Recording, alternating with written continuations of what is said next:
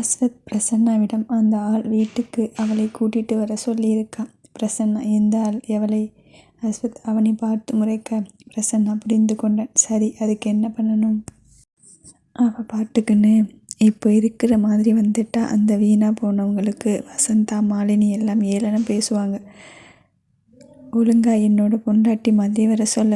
பிரசன்னா பொண்டாட்டி மாதிரினா அதான் கழுத்தில் காலில் எல்லாம் போட்டுட்டு வர சொல்லு. பிரசன்னா நான் இப்போ போய் எல்லாம் வாங்கி உன்னிடம் கொடுத்து விடுறேன். அவள் கையில் கொடுத்து போட்டுட்டு வர சொல்லு. ஏற்கனவே உன்னோட பொண்டாட்டியை தானே நினச்சிட்டு இருக்கா. ஆனால் பாவம், நினைவு திரும்பி அவளுக்கு நீ புருஷன் இல்லைன்னு தனக்கு கல்யாணமே ஆகலை, இவங்க எல்லாம் தன்னை யூஸ் பண்ணிக்கிட்டாங்க என்று தெரிந்தால் என்ன ஆகும்? நிஜமாவே அதை கழுத்தில் கட்டுன்னு சொல்லிட்டா. எதை? அஸ்வத் தடுமாறினான். அதான் தாலி. பிரசன்னா அதெல்லாம் கட்டியாச்சு, ஒரு முறைதான் கட்டுவாங்கன்னு சொல்லிடு என்று எழுந்து கிளம்பினான். அஸ்வத்துக்கு உள்ளுக்குள் ஒரு பயம் இருந்தது. நிஜமாவே தாலி கட்ட சொன்னா என்ன செய்வது? அவளை யூஸ் பண்ணிட்டு அனுப்பிட போறேன், இதில் தாலி வேற என்று மனதுக்குள் புலம்பினான். பிரசன்னா வாங்கிட்டு வருவதை அப்படியே அவள் கையில் கொடுத்துட்டு போயிடணும். மேற்கொண்டு அவள் எதுவும் கேட்காத மாதிரி முகத்தை கடுகடுப்பாக வச்சுக்கணும். அன்றுடன் வேதா வேலைக்கு போக ஆரம்பித்து 1 மாதம் ஆனது. முதல் மாத சம்பளம் 7000 வாங்கி கொண்டே இன்னைக்கு ஸ்பெஷலாக சமைக்கணும், என்ன செய்யலாம் என்று யோசித்து கொண்டே வீட்டுக்குள் நுழையும் பொழுது அஸ்வத் ஹாலில் அமர்ந்திருந்தான். வேதா கொஞ்சம் பயந்து அவசரமாக அவனை தாண்டி செல்ல முயற்சிக்கும் பொழுது அஸ்வத் ஒரு நிமிஷம். வேதா அப்படியே நின்றான். அவன் குரலில் ஒரு கோபம் தெரிந்தது.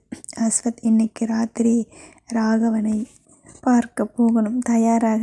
வேதா ராகவன் யாரு?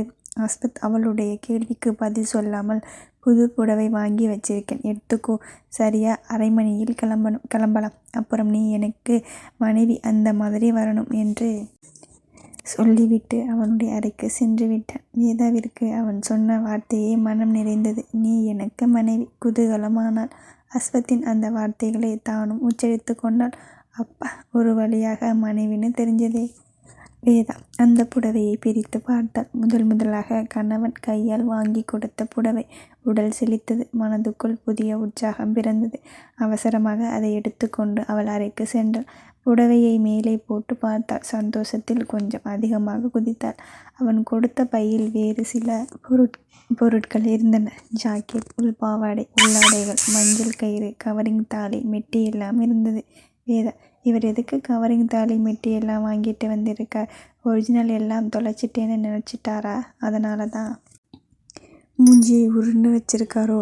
புடவையை எடுத்து கட்டி கொண்டாள். கண்ணாடியில் பார்க்க அவளுக்கு பொருத்தமான நிறத்தில் புடவை எடுப்பாக இருந்தது. அவள் மனதுக்குள் மறுபடியும் அந்த கேள்வி எழுந்தது. யாரு ராகவன்? அன்னைக்கு ஹாஸ்பிட்டல் வந்து பார்த்தாரே, அவராக இருக்குமோ? அப்படின்னா அவர் மாமனார். ஐயோ, மாமனாரை வீட்டில் சென்று சந்திக்கப் போகிறேன். பதற்றமானால். மறுபடியும் கண்ணாடியில் பார்க்க கழுத்தில் தாலி இல்லை. அதனால தான் தாலியெல்லாம் தயாராக வாங்கிட்டு வந்திருக்காரா என்று நினைத்தவள் உள்ளே எடுத்து வைத்திருந்த நிஜ தாலியை அஸ்வத் கையால் போட்டுக்கொள்ள வேண்டும் என்று நினைத்திருந்தாள். ஆனால் கிட்டத்தட்ட மாத கணக்கில் பேசாமல் இருக்கானே, எப்படி அவனிடம் தாலியை கட்ட சொல்லி கேட்பது? முதல் முறையாக இன்று தான் பேசியிருக்கிறான். உடனே நீங்கள் கட்டிய தாலியை நான் தொலைக்கவில்லை, ஹாஸ்பிட்டலில் கழற்றிவிட்டனர், நீங்களே மறுபடியும் என்னுடைய கழுத்தில் மாட்டிவிடுங்கள் என்று கேட்டால் என்ன நினைப்பான்? ஐயோ, அன்னைக்கு தட்டு பிறந்தது நினைவுக்கு வந்தது. தானே மாட்டிக்கொண்டாள். எப்படியும் அவன் போட்ட முடிச்சு அப்படியேதானே இருக்கு, அது போதும் என்று மனதை சமாதானப்படுத்தி கொண்டாள்.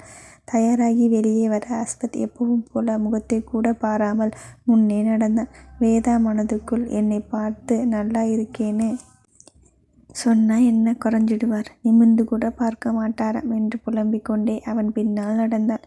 காயத்ரி வீடு வசந்தா வீடாக மாறியிருந்தது. காரை விட்டு இறங்கி முன்னால் நடந்தான். பின்னால் வேதா அவனை தொடர்ந்தாள். ராகவன் முன்னே வந்து வாங்க வாங்க, முதலாக குழந்தைகள் வராங்க, ஆரத்தி எடுங்க. 2 பெண்கள் வந்து ஆரத்தி எடுத்தனர். பொட்டு வைக்க போன ஒரு பெண்ணை தன் முகத்தை தொட விடாமல் நகர்ந்து கொண்டான் அஸ்வத். அந்த பெண் வேதாவிற்கு மட்டும் பொட்டு வைத்து உள்ளே அழைக்க இருவரும் உள்ளே சென்றனர். அவள் வேறு யாரும் இல்லை, மாலினிதான். நிறைய உறவினர்கள் குவிந்து இருந்தனர் அந்த பெரிய வீட்டில். ராகவா, உன்னோட மருமகள் அழகாயிருக்கா. இருவரையும் சோஃபாவில் உட்கார வைத்தனர். ராகவன். வசந்தா, குழந்தைகளுக்கு ஏதாவது குடிக்க கொடு. வசந்தா என்று சலிப்பாக சொல்ல ஒரு பெண் பலசாரை எடுத்து வந்தாள். உறவினர் எல்லாம் ஆளாளுக்கு ஒவ்வொன்று பேச வசந்தா, கல்யாணம் அவங்களே பண்ணிக்கிட்டாங்க. நம்ம பிரதீப் கல்யாணம் எப்படி நடந்தது? இவங்களும் சொல்லியிருந்தா விசாலமாக செய்திருக்கலாம். அவரை அப்பாவா மதிச்சாதானே. ராகவன், பையனுக்கு பிடிச்சி கல்யாணம் பண்ணிக்கிட்டான். வீட்டுக்கு நல்ல மருமகள் வந்திருக்கு, அது போதாதா? வசந்தா, குடும்ப கௌரவம்னு ஒன்று இருக்கு இல்லை, இப்படியா இஷ்டத்துக்கு நடந்துக்கிறது? இவள் வம்பிழுக்க பார்க்கிறாள் என்று புரிந்து கொண்ட உறவினர், வசந்தா, உன்னோட புலம்பலை அப்புறம் வச்சுக்கோ. மற்றொருவர், வேதா பக்கத்தில் அமர்ந்து, தாலியை காட்டுமா, நம்ம பக்கத்து தாலி மாதிரி எடுத்திருக்கானா? அஸ்வத் கொஞ்சம் பதற்றமானான். அஸ்வத் வேண்டாம் என்று சொல்ல அவள் கையை பிடிக்க வேதா பதிலுக்கு ஆறுதலாக அவனுக்கு கையை வருடி தைரியம் கொடுத்து தாலியை காண்பித்தாள். உறவினர், வடமால் தாலி மாதிரி இருக்கு, இங்கே பாரு என்று அவளை சூழ்ந்தனர். அஸ்வத் போய் தாலி என்று தெரிந்து விடுமோ என்று பயந்தான். மாலினி தூரத்தில் நின்று வயிற்றெரிச்சலுடன் பார்த்து கொண்டிருந்தாள். அஸ்வத் காதலிக்கும் பொழுது வாலிபனாக தெரிந்தவன் இப்போது கொஞ்சமா முதிர்ச்சியுடன் வசீகரமாக இருந்தான். பிரதீப் வேறு வேலையாக வெளியே சென்றவன் வரவில்லை. பாட்டு பாடத் தெரியுமா? வேதா என்று பாடினாள். அஸ்வத் முதல் முறையாக வேதா முகத்தை நிமிர்ந்து பார்த்தான்.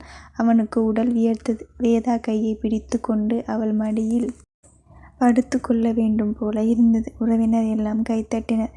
வசந்தா, அம்சமான பொண்ணு, மருமகள் கழுத்தில் நகை போடு, அப்படியே நிற்கிற. வசந்தா வயிற்றெரிச்சலுடன் தன்னுடைய கழுத்தில் இருந்த சங்கிலி ஒன்றை கழற்றி வேதா கழுத்தில் போட்டாள். என்னதான் வெறுப்பு இருந்தாலும் ஊருக்காக நடிக்க வேண்டியிருக்கே. என்ன குரல்டா, அச்சல் காயத்ரி குரலின் கம்பீரம் இருக்கு.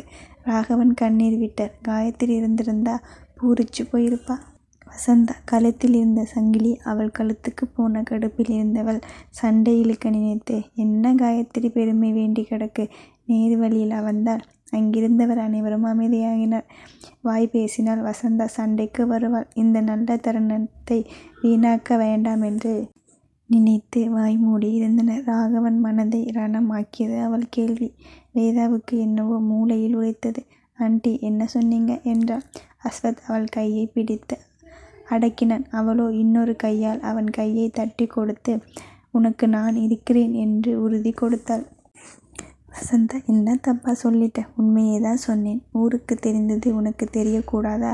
உன்னோட புருஷனை பெற்றவள் என்னோட புருஷனை மயக்கி பின்வாசல் வழியால் வந்தவள் தானே.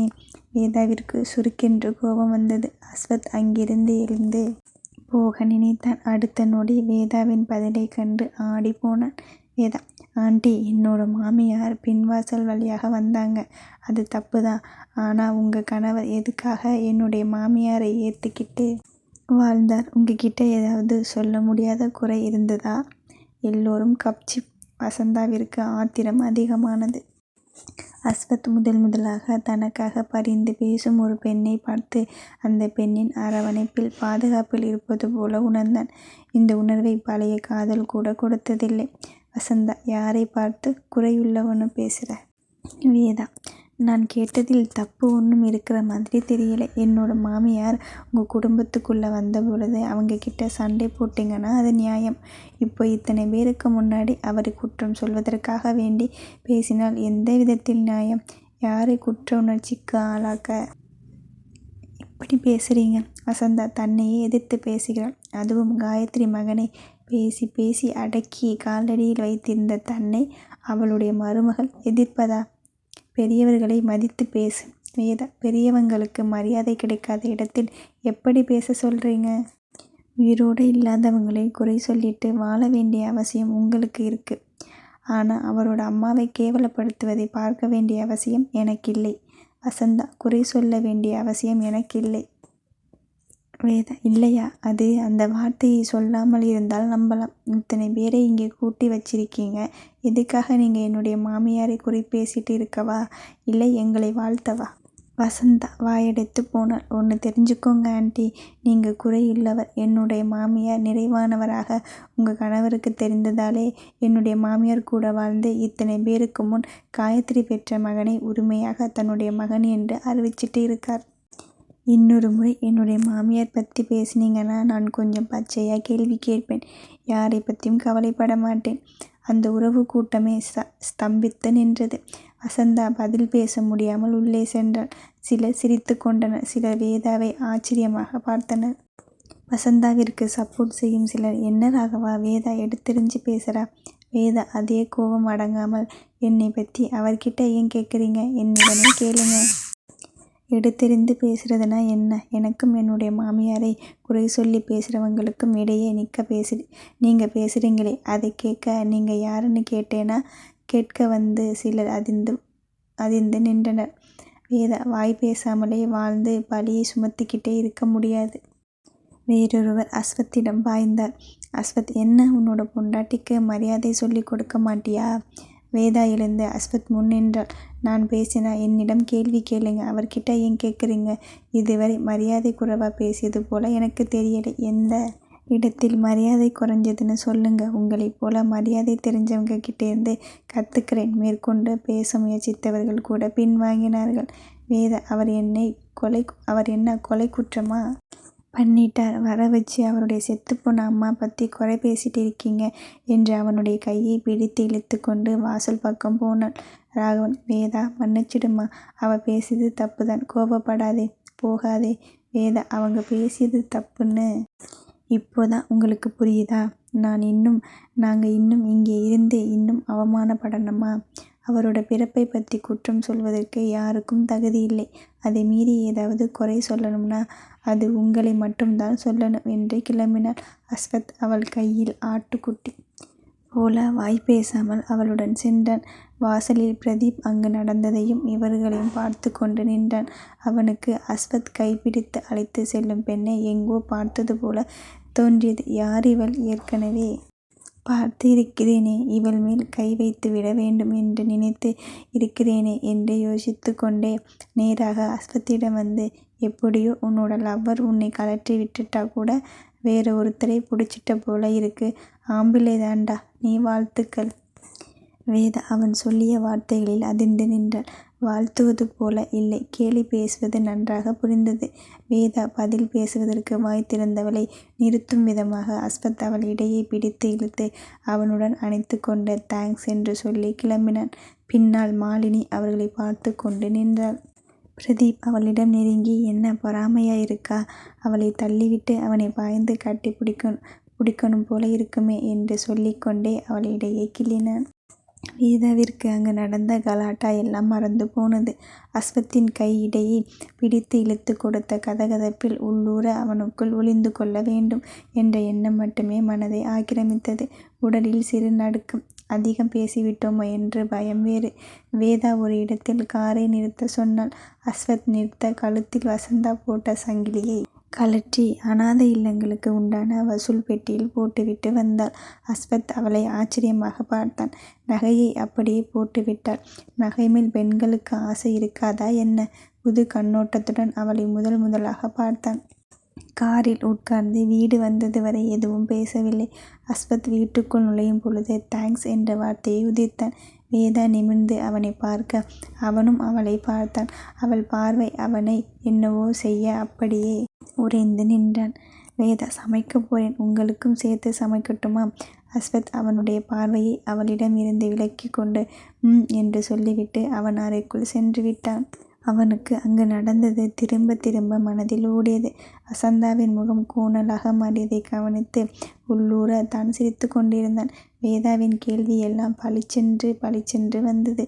வசந்தாவால் ஒரு கட்டத்தில் பேச முடியாமல் எழுந்து சென்றது அவன் வாழ்வில் அவன் பார்த்த வசந்தாவின் முதல் தோல்வி. தன்னை மறந்து வேதாவை தன்னுடைய மனைவியாக நினைத்து அவளின் மூலமாக தன்னுடைய எதிரியை தாக்கி அவள் மூலம் தனக்கு கிடைத்த முதல் வெற்றியாக நினைத்து கொண்டான். அவன் மேல் விழும் கேலி கிண்டல்களை தடுப்பது போல தன்மின் எழுந்து தனக்கு பாதுகாப்பு கவசம் போல் நின்று கொண்டாள்.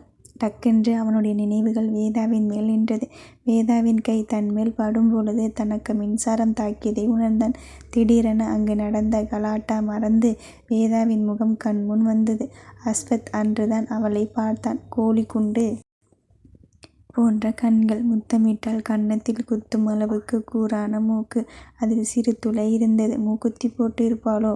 அவளின் சிவந்த உதடுகளை நினைக்கும் பொழுது பன்னீரில் நனைந்த ரோஜா போல இருந்தது. வேதாவின் கையை பிடிக்கும் பொழுது ஒரு சிலிர்ப்பு. அவளின் கை மிருதுவாக இருந்தது, மென்மையாக. அவள் தன்னை தட்டி கொடுத்து அவனுக்காக பேசியது. உனக்கு நான் இருக்கிறேன், எதற்கும் கவலைப்படாதே என்று சொல்வது போல இருந்தது. அவனுடைய கை அவள் இடையை பிடித்து இழுத்து அணைக்கும் பொழுது ஒரு பூக்கூட்டத்தை தன்னுடன் இணைத்து கொண்டது போல இருந்தது. அவள் வாசம் அவனை கிறங்கடித்தது. தலையணையை அணைத்து கொண்டான்.